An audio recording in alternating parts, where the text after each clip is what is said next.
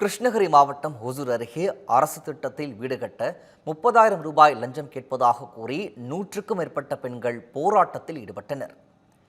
கெலமங்கலம் ஊராட்சி ஒன்றியத்திற்குட்பட்ட கிராம பகுதிகளில் 100 நாள் வேலை திட்டத்தில் குறைந்த ஊதியம் வழங்குவதாக கூறப்படுகிறது. அதேபோல் அரசு திட்டத்தில் வீடு கட்ட 30,000 ரூபாய் லஞ்சம் கேட்பதாகவும் தெரிகிறது. இதனை கண்டித்து கெலமங்கலம் ஊராட்சி ஒன்றிய அலுவலகத்தை முற்றுகையிட்டு 100க்கும் மேற்பட்ட பெண்கள் போராட்டத்தில் ஈடுபட்டனர். மேலும் நியாய விலை கடைகளில் பொருட்கள் வாங்கும் போதும் கடும் சிரமத்திற்கு உள்ளாவதாகவும் மக்கள் கவலை தெரிவித்தனர்.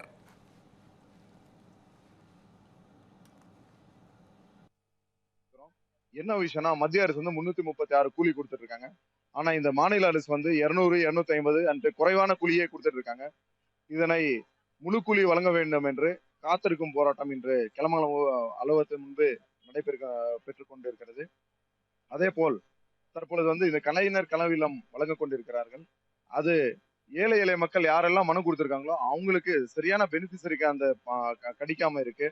இதனையும் வற்புறுத்து இன்னைக்கு பண்ணிட்டு இருக்கிறோம்.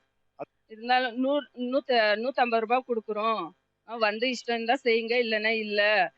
இது 336 ரூபாய் இது. இருந்தாலும் அவங்க 150 ரூபாய்க்கு இஷ்டம் இருந்தா செய்யுங்க, இல்லைன்னா விடுங்க. இப்படி பேசுறாங்க. அதனால நாங்க என்ன பண்ண முடியும்? இப்போ என்ன 150 ரூபாயில என்ன வருது? இருந்தாலும் இது பண்ணிக்கின்னு எங்களுக்கு அவங்க தான் தீர்வு சொல்லணும். இன்னும் பாதி காசு எங்களுக்கு போடவே இல்லை. இருந்தாலும் நாங்க எப்படி போய் வேலை செய்யறது சொல்லுங்க? பசங்களை வச்சுன்னு எப்படி வாழ்றது?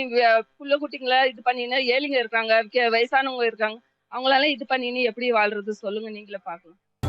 காக்க காக்க தர்மம் காக்க.